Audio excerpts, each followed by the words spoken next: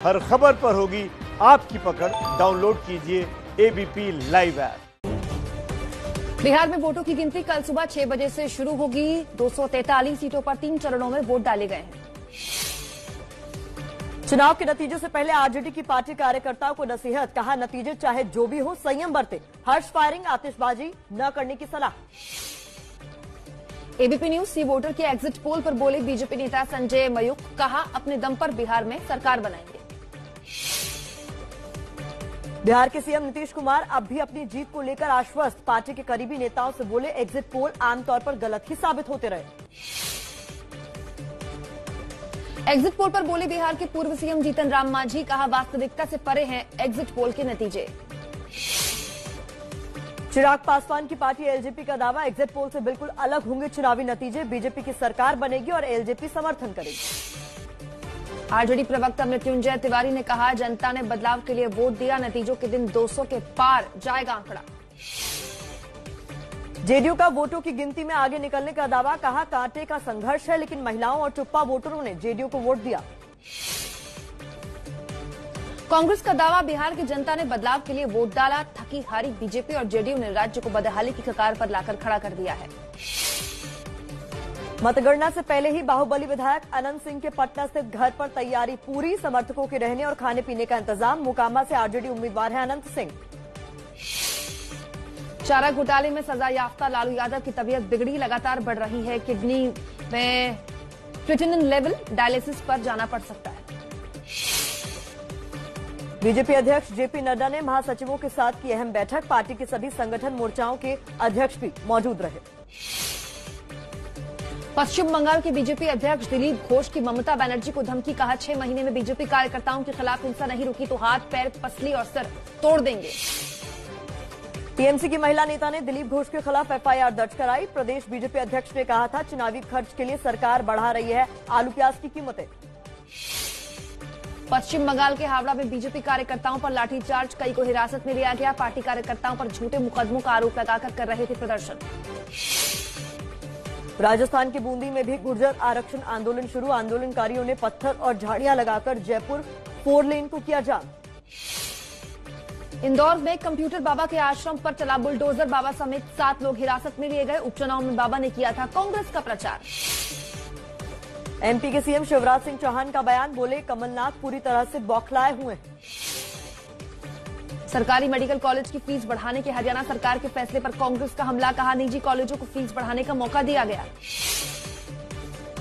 प्रगतिशील समाजवादी पार्टी के अध्यक्ष शिवपाल यादव और बीजेपी और मायावती पर साधा निशाना, बोले समाजवादी पार्टी से गठबंधन पहली प्राथमिकता होगी।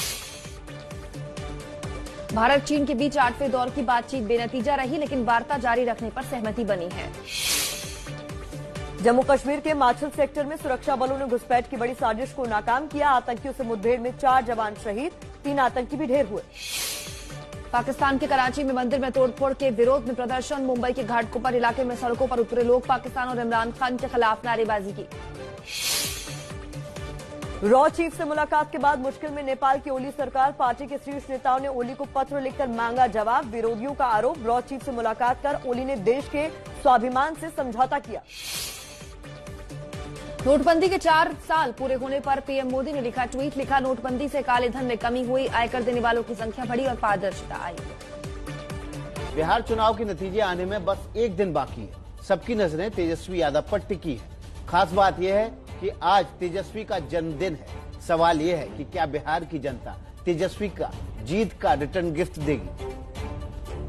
युग में नवक्रांति की जलती मशाल है ये, दिल का है दिल वाला और हिम्मत विशाल है ये। बिहार चुनाव में अकेले विरोधियों को ललकारने वाले, महंगाई बढ़ी है कि घटी है, गरीबी बढ़ी है कि घटी है, भूखमरी बढ़ी है कि घटी है, तो जो व्यक्ति 15 साल जिनको मौका मिला, 15 साल में भी कोई काम नहीं कर पाए नीतीश कुमार जी, तो अगला 5 साल भी कोई काम करने वाले नहीं। नए बिहार के सपनों को नई उड़ान देने वाले।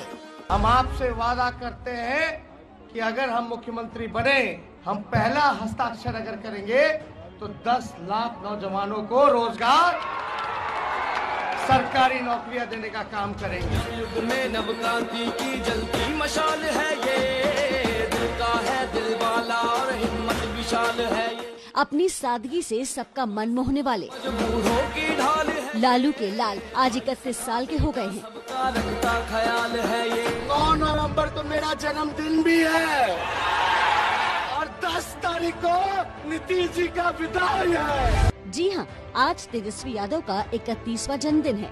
तेजस्वी की जिंदगी में ये शुभ घड़ी तब आई है जब कल बिहार के नतीजों का ऐलान होगा और लगभग सभी सर्वे यही बता रहे हैं कि इस बार तेजस्वी इतिहास रचने वाले हैं। एक स्वर में हर घर घर से ललकार उठी है ये,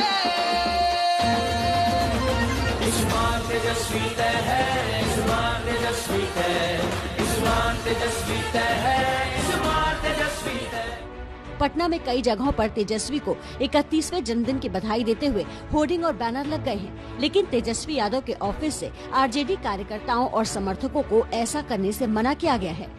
सभी शुभचिंतकों और समर्थकों से विनम्र अनुरोध है कि नेता प्रतिपक्ष श्री तेजस्वी जी के अपने जन्मदिन को सादगी से मनाने के निजी निर्णय का सम्मान करते हुए आप घर पर ही रहें और आवास पर आकर व्यक्तिगत रूप से बधाई देने से बचें। करीबियों के मुताबिक तेजस्वी आज अपने परिवार के साथ घर पर ही बर्थडे का केक काटेंगे। आरजेडी के समर्थकों से भी किसी तरह के तड़क भड़क और बड़े आयोजन न करने को कहा गया है। तेजस्वी अपने जन्मदिन पर किसी सार्वजनिक कार्यक्रम से इसलिए भी बचना चाहते हैं क्योंकि पिछले साल चार्टर्ड प्लेन में केक काटते हुए तस्वीरों की वजह से ये विरोधियों के निशाने पर आ गए थे। तेजस्वी लालू राबड़ी की 8 संतानों में सबसे छोटे हैं, लेकिन कल अगर बिहार की जनता ने इन्हें जन्मदिन पर जीत का तोहफा दे दिया तो इनका कद बिहार की राजनीति में सबसे बड़ा हो जाएगा। तेजस्वी न सिर्फ बिहार के सबसे कम उम्र के सीएम बन जाएंगे, बल्कि केंद्र शासित प्रदेशों को छोड़ दें तो किसी भी राज्य में अब तक इतनी कम उम्र का कोई मुख्यमंत्री नहीं बना है।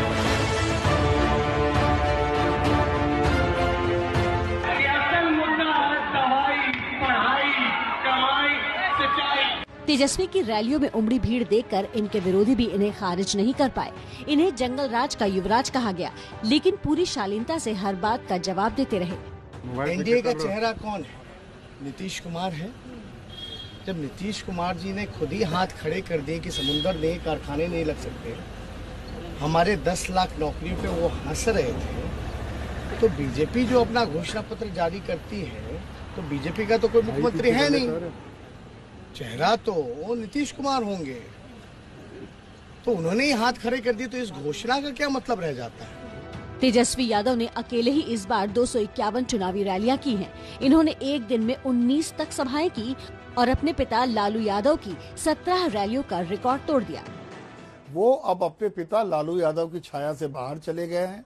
उन्होंने सबसे बड़े जो अग्नि परीक्षा थी आरजेडी की, उसका सफल उन्होंने उड़ान भरी उसमें, और इसके साथ ही साथ उन्होंने जिन मुद्दों को उठाया, जैसी भीड़ इकट्ठा की, तो वो ये साबित हो गया कि बिहार में एक नया यंग चेहरा उभर गया है और उसका नाम तेजस्वी यादव। तेजस्वी की मेहनत अब रंग लाती दिख रही है। 31वें जन्मदिन पर अगर बिहार की जनता ने इन्हें जीत का सेहरा पहनाया तो न सिर्फ बिहार बल्कि देश की राजनीति में भी नए सितारे का उदय हो जाएगा।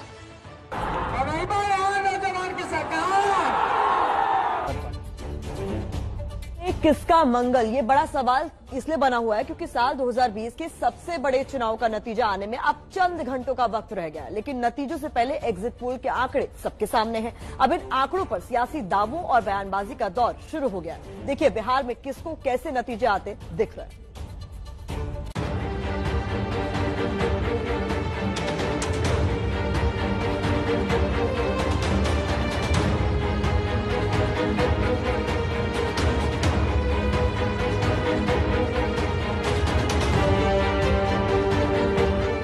24 घंटे बाद बिहार की सियासत का सबसे बड़ा आंकड़ा देश के सामने होगा। वो आंकड़ा जिसकी भविष्यवाणी तमाम एग्जिट पोल में की गई। करीब करीब हर एग्जिट पोल में तेजस्वी का सियासी तेज चमकता दिखाया गया। एबीपी सी वोटर एग्जिट पोल में महागठबंधन को 120 से 131 सीटें मिलने का अनुमान है, लेकिन आरजेडी का मानना है कि आंकड़ा 200 पार जाएगा। वो दिख रहा था कि बदलाव के लिए लोग वोट करने निकल रहे थे, परिवर्तन की एक आंधी चल रही थी। ये फिगर 200 के पार जाएगा बिहार में तेजस्वी सरकार का।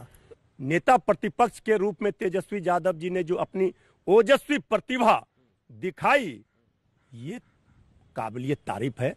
ये चाहे हमारे विरोधी हो, वो भी तेजस्वी यादव जी की इस प्रतिभा के सामने कायल हुए। सचिन तेंदुलकर 14 वर्ष का जब बैटिंग करने पाकिस्तान की सरजमी पर गया था, वसीम अकरम, इमरान खान, अब्दुल कादिर जैसे धुरंधर गेंदबाज के सामने जो उन्होंने प्रतिभा दिखाई थी, भारत रत्न हुए तेंदुलकर। ये राजनीति के सचिन तेंदुलकर, मैं बता रहा हूं, श्री तेजस्वी यादव जी लंबे रेस के घोड़ा हैं। एक तरफ एग्जिट पोल के दावों से आरजेडी गदगद है, तो वहीं नीतीश कुमार का खेमा अपनी जीत के लिए आश्वस्त है। बीती रात नीतीश कुमार ने पार्टी के करीबी नेताओं से कहा कि आमतौर पर एग्जिट पोल गलत होते हैं। मिसाल के लिए उन्होंने 2015 विधानसभा नतीजों का जिक्र किया।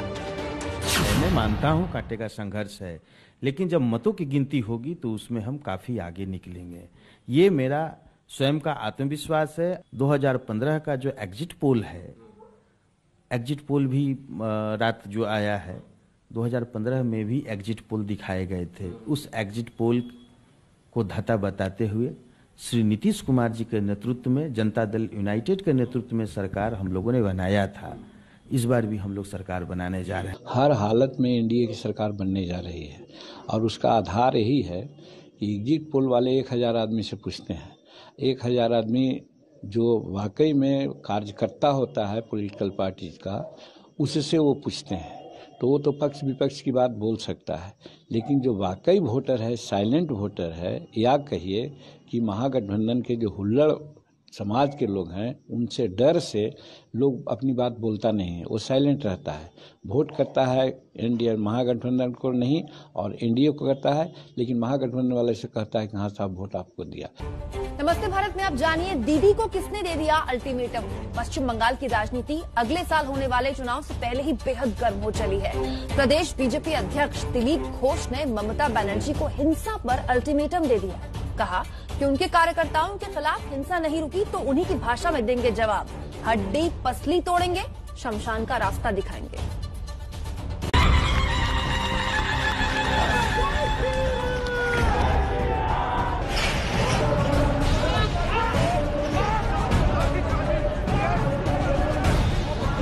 বলে দিচ্ছি 6 মাসে সুধরে যান, নালে হয় হাত পা ভাঙবে, পাঁজর ভাঙবে, মাথা ফাটবে।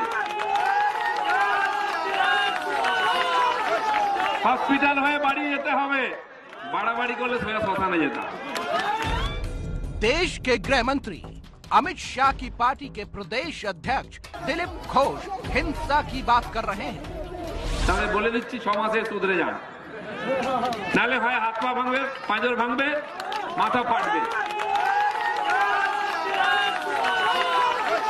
হসপিটাল হয়ে বাড়ি যেতে হবে, বাড়াবাড়ি করলে সোজা শ্মশানে যেতে হবে।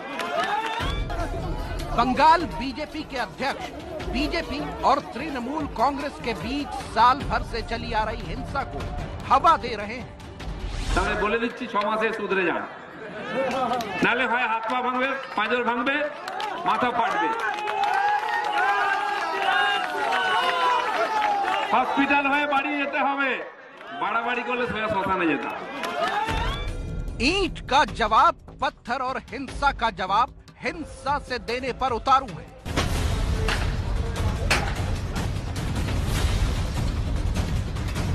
তাহলে বলে দিচ্ছি 6 মাসে সুধরে যান, নালে হয় হাত পা ভাঙবে, পাঁজর ভাঙবে, মাথা ফাটবে।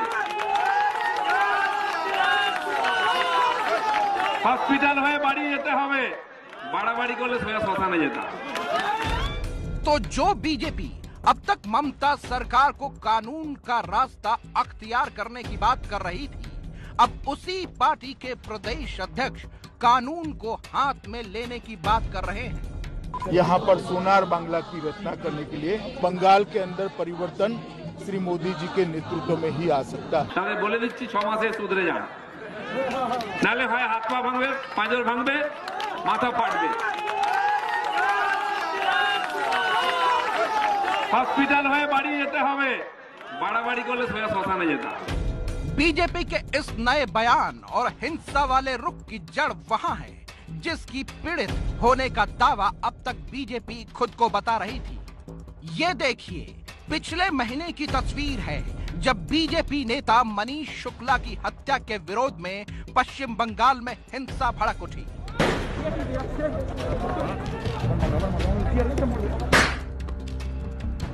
पश्चिम बंगाल के नॉर्थ 24 परगना में बीजेपी कार्यकर्ता और पुलिस एक दूसरे के आमने सामने आ गए। बीजेपी ने हत्या का आरोप टीएमसी पर लगाया। कुछ महीने से कहीं बीजेपी कार्यकर्ताओं की पुलिस से झड़प हो रही है तो कहीं टीएमसी कार्यकर्ताओं से मारपीट की तस्वीरें सामने आ रही हैं। कहीं बीजेपी तृणमूल कांग्रेस के बीच बमबारी और पत्थरबाजी की तस्वीरें सरेआम हो रही हैं। बीजेपी दावा कर रही है कि सिर्फ जून से अक्टूबर महीने के बीच पश्चिम बंगाल में बीजेपी के 7 कार्यकर्ताओं की हत्या हुई है। बात सिर्फ राजनीतिक हत्याओं तक सीमित नहीं है। धर्म के नाम पर भी बीजेपी और टीएमसी आमने सामने है।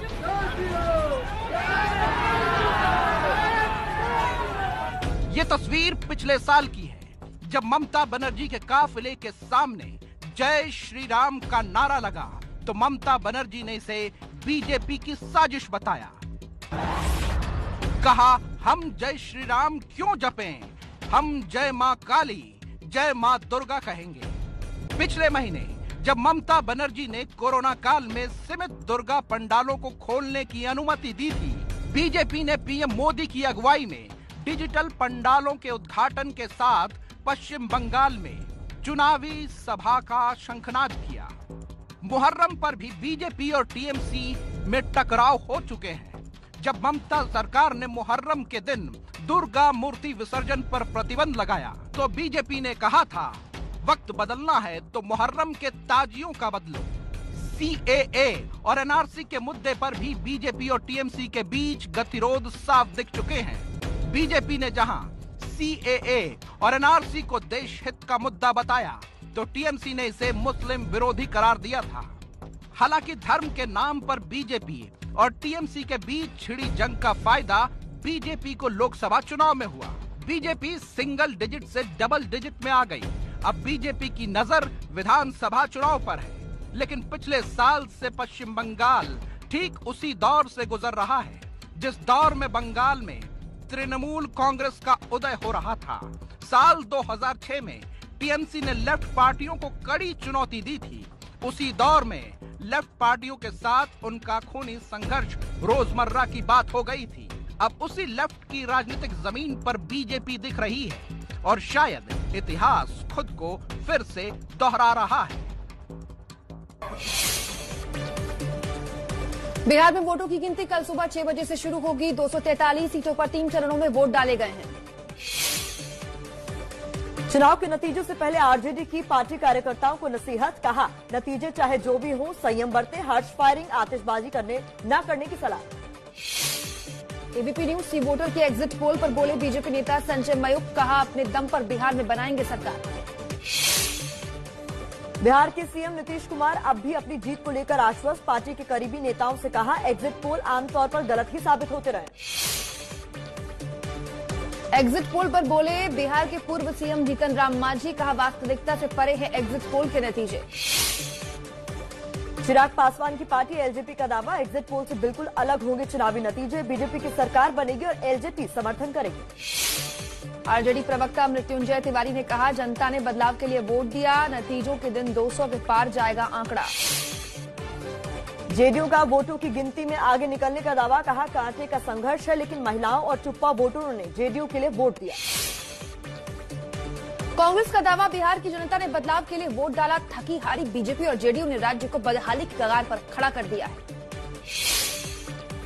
मतगणना से पहले ही बाहुबली विधायक अनंत सिंह के पटना स्थित घर पर तैयारी पूरी। समर्थकों की रहने और खाने पीने का इंतजाम। मोकामा से आरजेडी उम्मीदवार है अनंत सिंह। चारा घोटाले में सजा याफ्ता लालू यादव की तबीयत बिगड़ी लगातार बढ़ रही है। किडनी में क्रिएटिनिन के लेवल, डायलिसिस पर जाना पड़ सकता है। बीजेपी अध्यक्ष जेपी नड्डा ने महासचिवों के साथ की अहम बैठक। पार्टी के सभी संगठन मोर्चा के अध्यक्ष भी मौजूद रहे।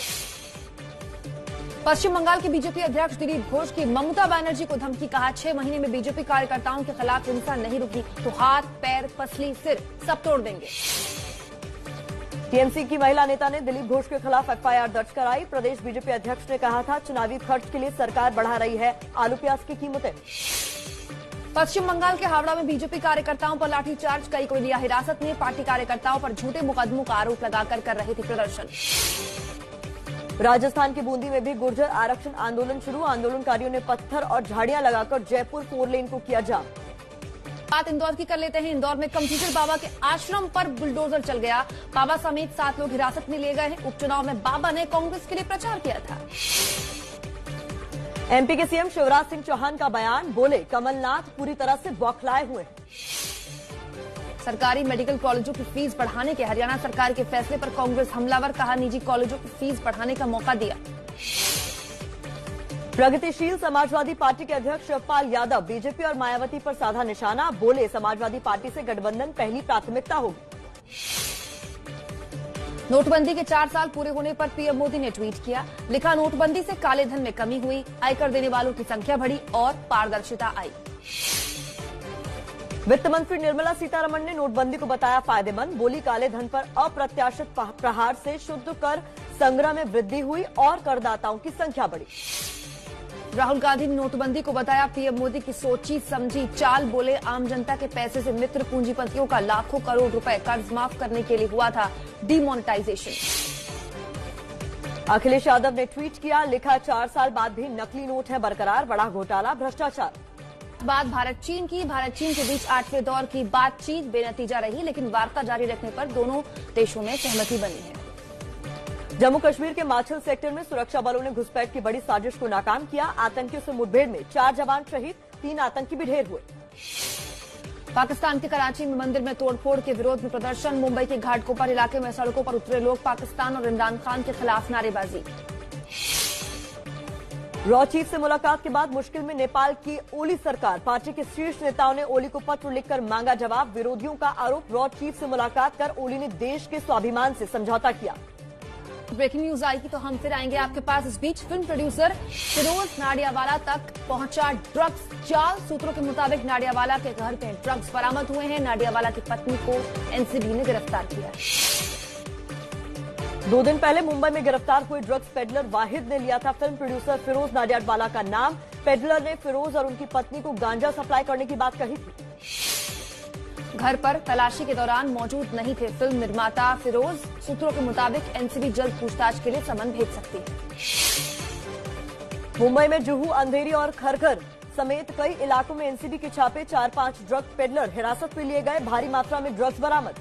बात दिल्ली की करते हैं। दिल्ली की अमर कॉलोनी में युवक की हत्या करने वाले 2 भाइयों को पुलिस ने गिरफ्तार कर लिया है। मामूली विवाद में पीट कर 28 साल के युवक की निर्मम तरीके से हत्या कर दी गई थी। आगरा में खनन माफियाओं का कहर, रोके जाने पर गुर्गों ने ट्रैक्टर चढ़ाकर सिपाही की हत्या की। हत्यारों की तलाश में जुटी है पुलिस।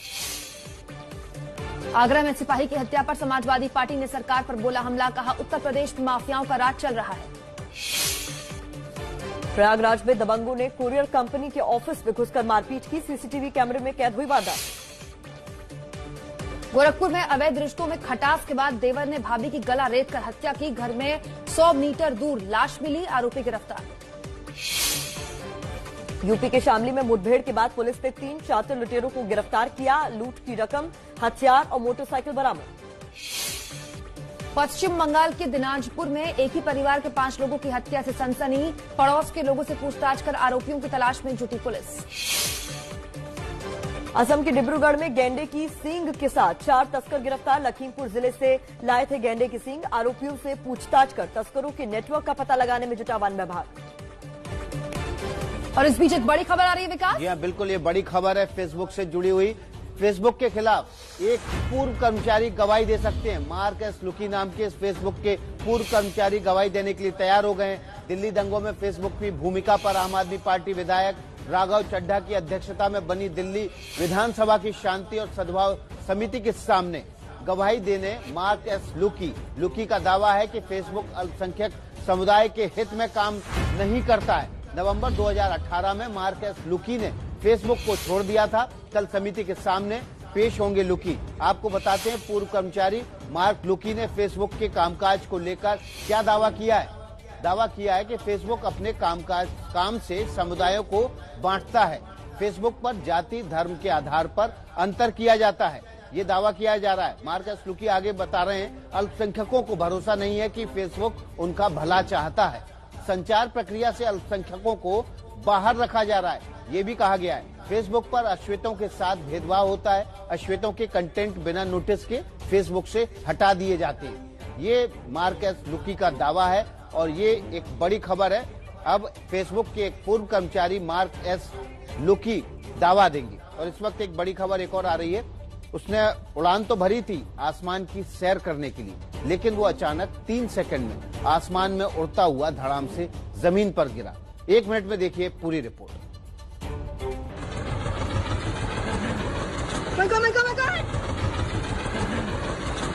अरे देखा आपने कैसे आसमान से हेलीकॉप्टर गिरा। सिर्फ 3 सेकंड में हेलीकॉप्टर धड़ाम से नीचे आ गिरा। आपने ज्यादातर हेलीकॉप्टर को आसमान से लहराते हुए गिरते देखा होगा, लेकिन ये ऐसे गिरा जैसे कोई लोहे की भारी चीज आसमान से फेंक दी गई हो। एक बार फिर से तस्वीरें दिखाते हैं आपको। ये घटना है मलेशिया के कुआलालंपुर के तमान की, जहां एक साथ आसमान में लाल और नीले रंग के 2 हेलीकॉप्टर्स ने उड़ान भरी।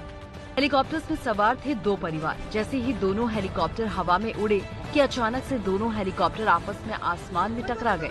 दोनों हेलीकॉप्टर के पायलटों ने सेफ लैंडिंग की बहुत कोशिश की, लेकिन इस कोशिश में लाल रंग का हेलीकॉप्टर तो सेफ लैंड हो गया, लेकिन दूसरा हेलीकॉप्टर आसमान से सीधा जमीन पर धड़ाम से जा गिरा। इस हादसे में एक महिला समेत 2 लोगों की मौत हो गई। हेलीकॉप्टर के दोनों पायलट सुरक्षित बताए जा रहे हैं। आसमान में हुए इस हादसे की पुलिस जांच कर रही है। और एक विदेश की खबर विकास के पास। जी हाँ, ये कोरोना काल से जुड़ी हुई खबर है। कोरोना काल में डेनमार्क में मिक्स ने चिंता जताई है। आखिर क्यों, जानिए पूरी खबर 1 मिनट में। डेनमार्क में मार दिए गए 1.5 करोड़ मिंक। क्या मिंक से फैल रहा है कोरोना वायरस? क्या मिंक वैक्सीन के असर को कम कर देंगे? ये डर और चिंता सता रही है डेनमार्क में। डेनमार्क के स्वास्थ्य अधिकारियों को मिंक पालने वाले फार्म में ऐसे वायरस मिले हैं जो बीमारियों से लड़ने की क्षमता को कम कर देते हैं। यही वजह है कि डेनमार्क की सरकार ने 1.5 करोड़ मिंक को मारने का आदेश दिया है। ये बेहद गंभीर है। मिंक में पाए जाने वाले वायरस की वजह से वैक्सीन का असर उतना नहीं होगा जितना होना चाहिए। डेनमार्क में मिंक के करीब 1000 फार्म हाउस हैं। इनमें से 207 फार्म हाउस में कोरोना फैल गया। जांच में पाया गया था कि मिंक पर वायरस का असर नहीं है, लेकिन फार्म हाउस में काम करने वाले लोग कोरोना से संक्रमित हो गए। जुलाई में स्पेन और नीदरलैंड में भी मिंक्स में कोरोना वायरस मिले थे, जिसके बाद 10 लाख मिंक को मारने का आदेश दिया था।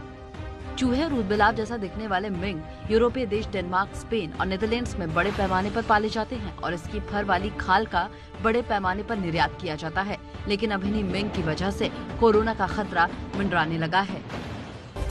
इस बीच एक बड़ी खबर अमेरिका से आ रही है। विकास, शुक्रिया प्रतिमा। इस वक्त बड़ी खबर अमेरिका से है। अमेरिका से आ रही है हार के बाद ट्रंप अपनी जिद पर अड़े हैं और उनके समर्थन में पत्नी मेलानिया भी आ गई हैं। मेलानिया ट्रंप ने अब ट्रंप का समर्थन किया है, डोनाल्ड ट्रंप का। उन्होंने ट्वीट कर लिखा है कि सिर्फ कानूनी वोटों की गिनती हो। इस बीच ट्रंप आज कानूनी लड़ाई शुरू करने वाले हैं। इस वक्त की बड़ी खबर है, डोनाल्ड ट्रंप के समर्थन में उनकी पत्नी मेलानिया ट्रंप आ गई हैं। उन्होंने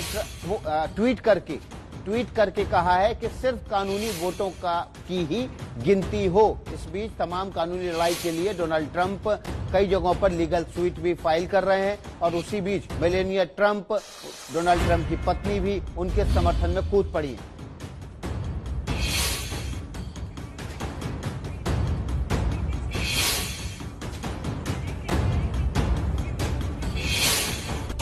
और एक महत्वपूर्ण खबर विकास के पास। जी बिल्कुल, ये खबर दिल्ली में और कोरोना के बढ़ते आंकड़ों से जुड़ी हुई है। दिल्ली इन दिनों वाकई बन गई है कोरोना कैपिटल। रोज कैसे कोरोना के नए केस सामने आ रहे हैं, नए रिकॉर्ड टूट रहे हैं। देखिए पूरी खबर 1 मिनट। दिल्ली में फिर पैर पसारता कोरोना। पिछले 24 घंटे में रिकॉर्ड तोड़ कोरोना केस। दिल्ली एक बार फिर कोरोना कैपिटल बनती जा रही है। रोज कोरोना मरीजों की संख्या में रिकॉर्ड बढ़ोतरी दर्ज की जा रही है। पिछले कुछ दिनों की बात करें तो मरीजों का आंकड़ा तेजी से बढ़ा है। 5 नवंबर को 6,769 कोरोना मरीज पाए गए।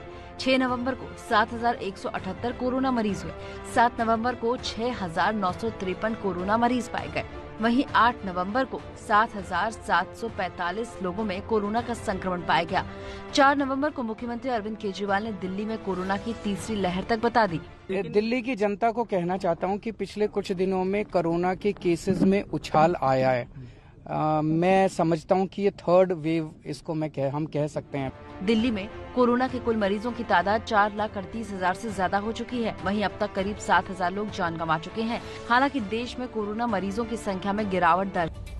और इस वक्त एक अमेरिका से बड़ी खबर आ रही है। जो बाइडेन की जीत की दुनिया के शेयर बाजार स्वागत कर रहे हैं। अमेरिका के डाउ जोन्स फ्यूचर में 350 अंक की बढ़त है, जबकि आज जापान का टोक्यो स्टॉक एक्सचेंज खुलते ही 1.13% ऊपर चला गया है। अमेरिकी चुनाव नतीजों के बाद बॉम्बे स्टॉक एक्सचेंज में भी आज पहली बार खुलेगा, उसका भी हम इंतजार रहेगा, जिसमें बढ़त की उम्मीद जताई जा रही है। अमेरिका में काम कर रही दुनिया भर की कंपनियों को भरोसा है कि बाइडेन के आने से अमेरिका में स्थिरता आएगी और कारोबार का माहौल ठीक होगा। और इस बीच एक विदेश से बड़ी खबर है विकास। ये खबर बिल्कुल अजरबैजान से है। अजरबैजान अर्मेनिया की लड़ाई के मैदान से है। अजरबैजान ने कहा है कि नारगानो कराबाख के इलाके में एक अहम शहर पर उसने कब्जा कर लिया है। अजरबैजान के राष्ट्रपति ने देश के नाम जारी संदेश में कहा है कि सुशा नाम के शहर को उनकी सेना ने अपने कब्जे में ले लिया है। हालांकि आर्मीनिया ने अजरबैजान के इस दावे को खारिज कर दिया है और कहा है कि लड़ाई अभी जारी है। अजरबैजान और आर्मीनिया में 27 सितंबर से लड़ाई चल रही है। इस वक्त की बड़ी खबर है, अजरबैजान ने दावा किया है कि सुशा नाम के शहर पर उसने कब्जा कर लिया है, जबकि आर्मेनिया ने उसके इस दावे को खारिज किया है। 27 सितंबर से दोनों देशों के बीच नारगोना पर कब्जे के लिए संघर्ष चल रहा है। युद्ध में तरह तरह ड्रोन से लेकर एयरफोर्स और जमीनी हमले की, तोपखाने की लगातार इस्तेमाल की भी खबरें और तस्वीरें सामने आ रही हैं। यह बिल्कुल कोरोना से जुड़ी एक बड़ी खबर है जो चिंता बढ़ाने वाली भी है। लगातार 7 हफ्तों की गिरावट के बाद देश में कोरोना के मामलों में बढ़ोतरी हुई है। नवंबर के पहले हफ्ते में 3,25,000 से ज्यादा नए केस सामने आए।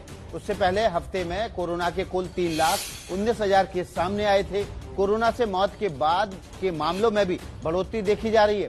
पिछले हफ्ते 4,014 लोगों की मौत हुई थी, जबकि उससे पहले के हफ्ते में 3,586 लोगों की मौत हुई थी। तो कोरोना के मामलों में लगातार बढ़ोतरी हो रही है। 3.25 लाख मामले कोरोना के नवंबर के पहले हफ्ते में सामने आए। 7 हफ्तों की गिरावट के बाद ये मामले तेजी से बढ़ रहे हैं।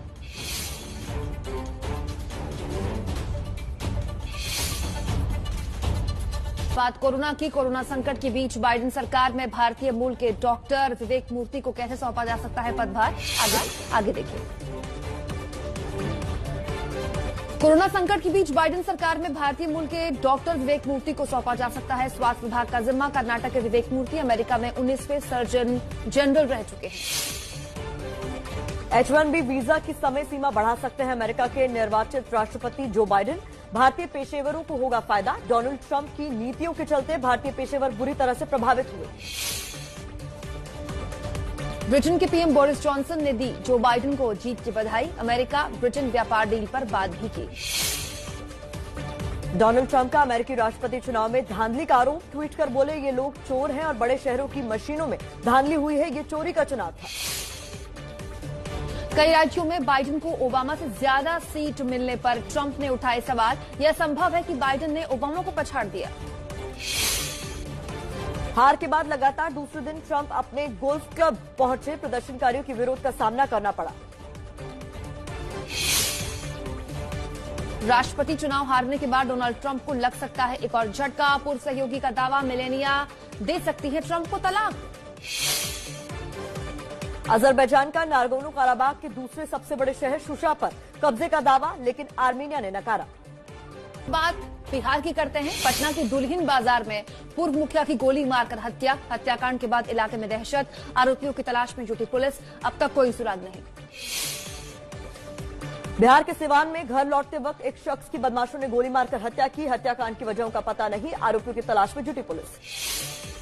बिहार के बेगूसराय में होटल कर्मचारी की अपहरण के बाद हत्या। गुस्साए गांव वालों ने थाने का घेराव कर प्रदर्शन किया। अपहरण की सूचना के बाद भी पुलिस पर लापरवाही बरतने का आरोप। झारखंड के दुमका में शनिवार को हुई महिला कांग्रेस की नेता की हत्या पर गुस्सा, बाजार बंद रखकर कारोबारियों ने प्रदर्शन किया। आरोपियों की जल्द से जल्द गिरफ्तारी की मांग कर लेते हैं। महाराष्ट्र के सीएम उद्धव ठाकरे की लोगों से अपील, कहा सार्वजनिक जगहों पर न आतिशबाजी करें। दिवाली पर पटाखों पर महाराष्ट्र में बैन नहीं लगा है। दिल्ली में पटाखों के लिए जारी किए गए लाइसेंस सस्पेंड, दिल्ली पुलिस ने कहा आगे की कार्रवाई एनजीटी के निर्देश पर की जाएगी। दिल्ली की जामा मस्जिद के पास पटाखा बाजार में बीजेपी नेता विजय गोयल का प्रदर्शन, पटाखों पर बैन का विरोध किया। हरियाणा सरकार ने दिवाली पर पटाखों पर बैन का फैसला वापस लिया। हरियाणा में दिवाली पर 2 घंटे पटाखे जलाने की छूट। तो आत्मनिर्भर बनाने वाली इस खबर के बाद सुपर रफ्तार की खबरों के लिए चलते हैं कुमकुम प्रतिमा के पास। बिल्कुल विकास, पीएम मोदी ने गुजरात के हजीरा से घोघा के बीच रोपैक्स फेरी सेवा की शुरुआत की, कहा लोगों का बरसों का सपना पूरा हुआ। दीपावली से पहले पीएम मोदी आज वाराणसी को देंगे 614 करोड़ की सौगात, कई परियोजनाओं का उद्घाटन और शिलान्यास करेंगे। उत्तराखंड के सीएम रावत ने यूनिवर्सिटी और कॉलेजों के लिए फ्री वाईफाई इंटरनेट कनेक्टिविटी की शुरुआत की, डिजिटल इंडिया की दिशा में महत्वपूर्ण कदम।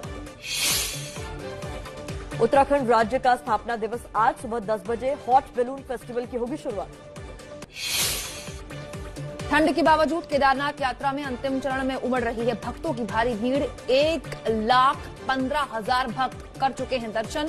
16 नवंबर को बंद होंगे कपाट। अयोध्या में वर्चुअल दीपोत्सव की तैयारी शुरू, पहली बार वर्चुअल दीप जलाकर रामलला को आशीर्वाद पाने की व्यवस्था की जा रही है। दीपोत्सव कार्यक्रम के लिए जल्द लॉन्च होगी वेबसाइट। अयोध्या में होने वाली दीपोत्सव की तैयारियों का जायजा लेने के लिए पहुंचे अधिकारी, राम की पौड़ी का निरीक्षण किया। 3 दिन चलेगा दीपोत्सव का कार्यक्रम, लेजर शो का भी आयोजन किया जाएगा। छठ के पहले बिहार के लोगों के लिए सौगात, दरभंगा में शुरू हुई हवाई सेवा, बेंगलुरु से पहला विमान लॉन्च किया। दिल्ली समेत देश के कई प्रमुख शहरों से जुड़ा। और इस बीच अमेरिका से एक बड़ी खबर आ रही है। शुक्रिया प्रतिमा। इस वक्त बड़ी खबर अमेरिका से है। निर्वाचित उपराष्ट्रपति कमला हैरिस ट्वीट कर लिखा है कि आपको कोई फर्क नहीं पड़ता कि आपने किसे वोट किया है, मैं एक बेहतर उपराष्ट्रपति बनने की कोशिश करूंगी। उन्होंने लिखा है कि वो अमेरिका वासियों के लिए हर दिन सोचेंगी।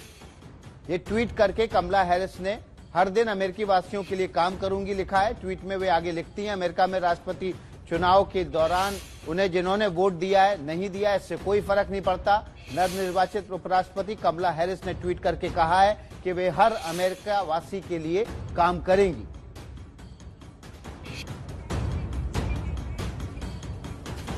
खबर उत्तर प्रदेश से, स्पेलिंग मिस्टेक से हत्या के आरोपी को जेल पहुंचाने वाली रिपोर्ट देखिए 1 मिनट। कहावत है कि अपराधी कितना भी शातिर क्यों ना हो, वो अपने जुर्म के निशान जरूर छोड़ता है। आपकी स्क्रीन पर इस वक्त ऐसे ही एक जघन्य अपराध के निशान है। असल में ये किडनैपर का भेजा SMS जो हरदोई के 8 साल के मासूम को अगवा करने के बाद फिरौती के लिए उसके पिता को भेजेगा। घटना 4 नवंबर की है। जब रुद्र घर नहीं लौटा तो परिवार ने पुलिस में मामला दर्ज कराया। इसी बीच पिता के मोबाइल पर फिरौती के मैसेज आए। 2000 नोटों की मांग की गई और रकम सीतापुर में देने की बात लिखी थी। पुलिस ने संदिग्ध गतिविधियों के आधार पर बच्चे के मामा राम प्रताप को हिरासत में लिया। शक के आधार पर पुलिस ने मामा को उन 7 शब्दों से नए वाक्य लिखने को दिए जो फिरौती वाले मैसेज में इस्तेमाल किए गए थे और यही आरोपी फंस गया। उसने उन 7 शब्दों को ठीक उसी तरह गलत स्पेलिंग के साथ लिखा जैसा उसने मैसेज में लिखा था, जिसके बाद कड़ाई से पूछताछ में उसने अपना जुर्म कबूला और बताया कि अपहरण के दिन ही उसने बच्चे को मार दिया था और फिरौती की रकम से कारोबार करना चाहता था। कोरोना काल में दिवाली के जश्न से जुड़ी हुई ये खबर है। कोरोना काल में दिवाली का जश्न फीका है, लेकिन खुशियां मनाने के लिए लोग किस तरह अनोखे तरीके निकाल रहे हैं। गुजरात के राजकोट में बने मीठे पटाखे देखिए 1 मिनट में पूरी रिपोर्ट।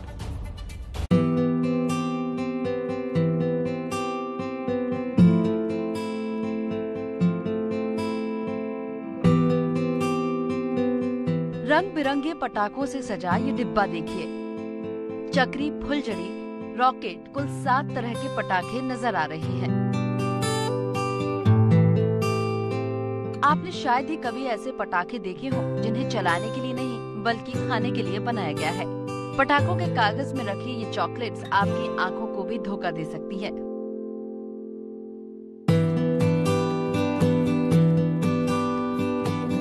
गुजरात के राजकोट में एक परिवार ने इस दिवाली पर कुछ खास तरह के चॉकलेट्स तैयार किए हैं जिसे रंग बिरंगे पटाखों से सजाया गया है। वो पटाखे मैंने 7 से 8 प्रकार के बनाए हैं। उसमें फुलझर है, शंभू है, जमीन चक्कर है, अनार है, लादी बम है, रॉकेट है। राजकोट में तैयार हुई इस खास चॉकलेट को बच्चे काफी पसंद कर रहे हैं। बाजारों में भी पटाखों वाली चॉकलेट की मांग बढ़ गई है। और इस बीच एक बड़ी खबर देश की सुरक्षा से जुड़ी हुई। विकास, ये बड़ी खबर जम्मू कश्मीर से है। कुपवाड़ा के माछिल सेक्टर में आतंकियों से लोहा लेते हुए शहीद हुए जवानों को सेना प्रमुख MM नरवणे ने सैल्यूट किया है। रविवार की सुबह नियंत्रण रेखा के पास भारत में घुस रहे आतंकियों के साथ मुठभेड़ में 4 जवान शहीद हो गए थे, जिसमें से एक BSF का भी जवान था। इन्होंने अपनी शहादत से पहले 3 घुसपैठियों को भी ढेर कर दिया। सेना के जिन 3 जवानों ने मातृभूमि की रक्षा में अपनी जान न्यौछावर की, उनके नाम है कैप्टन सौरभ कुमार, हवलदार प्रवीण कुमार और राइफलमैन रयादा महेश्वर। ये तीनों बहादुर सैनिक सेना की 18 मद्रास रेजिमेंट से ताल्लुक रखते थे। सेना के आधिकारिक ट्विटर हैंडल पर जनरल नरवणे की तरफ से इनके सर्वोच्च बलिदान को नमन किया गया है। ABP न्यूज भी इन सर्वोच्च बलिदान देने वाले जवानों को नमन करता है।